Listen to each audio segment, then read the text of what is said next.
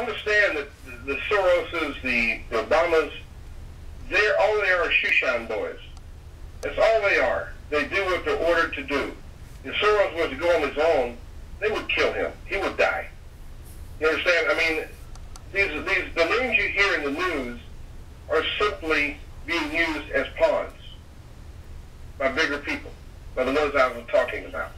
So George Soros is one of these pawns, but with money. Absolutely. Your Bushes, your Soroses, all these folks you hear about in the news are not the ones pulling the strings.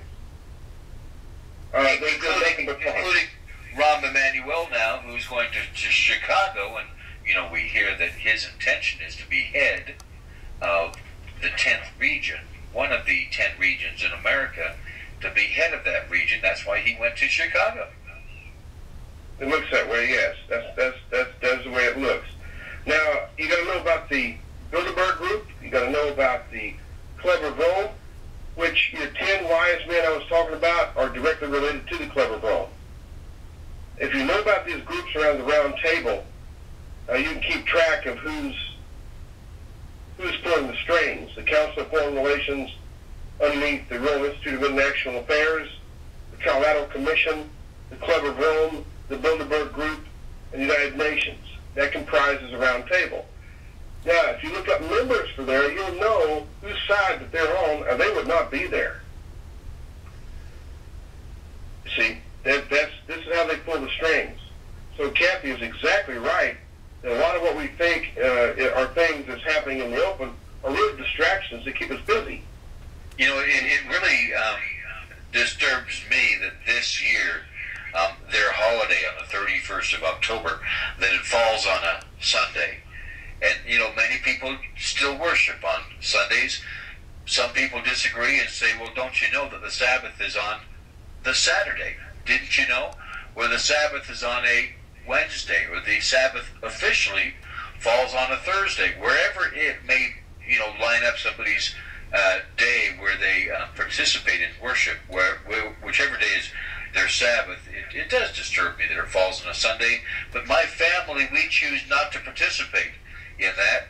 And Tom, you were just telling us these 10 organizations that do participate at this round table. The interesting connection there. There's actually 6 major groups around the round table. Your 10 wise men are individuals.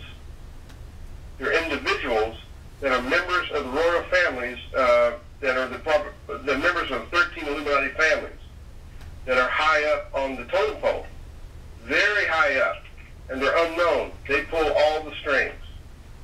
Is that what? See, religion has been used to enslave us primarily. As you know, Jesus Christ did not bring religion. He brought redemption and salvation. Man brought religion, as Satan did. Here comes the music. It's new music are attached today.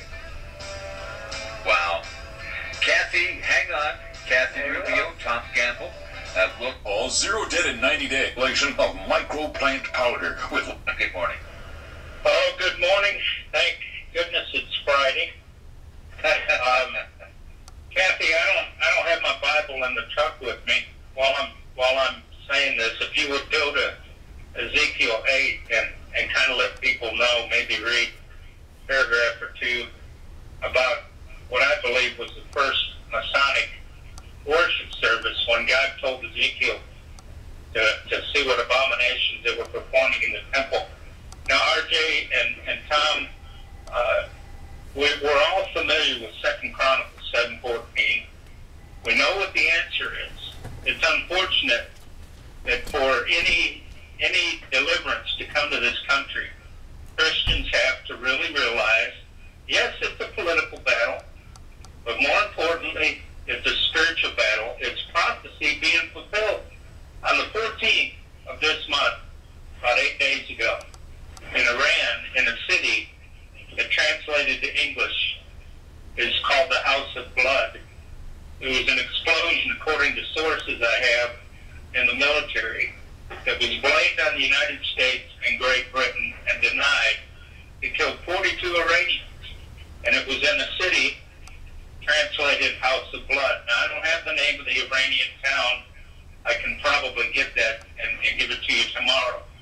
What I found extraordinary is that last week, the White House, the news set turned pink in honor of Cancer Awareness Month or week or whatever it was.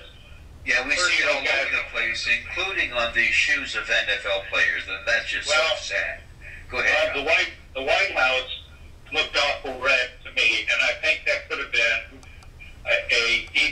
and granted, it would have had to have been planned in advance that they knew this attack would take place. But I believe they turned the White House into the House of Blood as a sign to the Iranians and to the Persians and to the Middle East that the White House is occupied by an Edomite. The word Edom translated means red.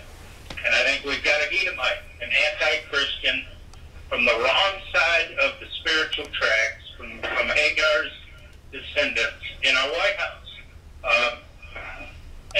It's important, it's imperative for us to understand what's going on. We're talking about global government, where they're upset with Ahmadinejad and Chavez. I think that they're doing what Hitler did prior to World War II. They're jumping the gun. They know the plan, but they're trying to commandeer the chessboard, and the rest of the world's going to have no part of it. That's why the war is going to come in the Middle East with the United States and others that have engineered and designed and played this end game to the nth degree to bring the world to global government. And they cannot tolerate two upstarts of Chavez and Ahmadinejad to bring it about. They're going to go in there, and that's what the battle's about for them. They're both on the same bus. Unfortunately, they both want to drive the bus, and the fight is over who's taking this world straight to hell. That's terrifying. Kathy, what do you think?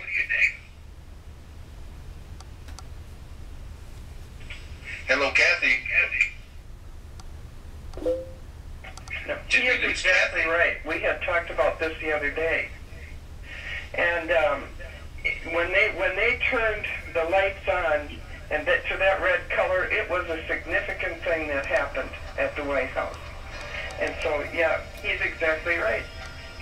And this occurred on the 13th, John? No, it was on the 14th, RJ. On the 14th. We'll continue this discussion right after the break. Kathy, hang on.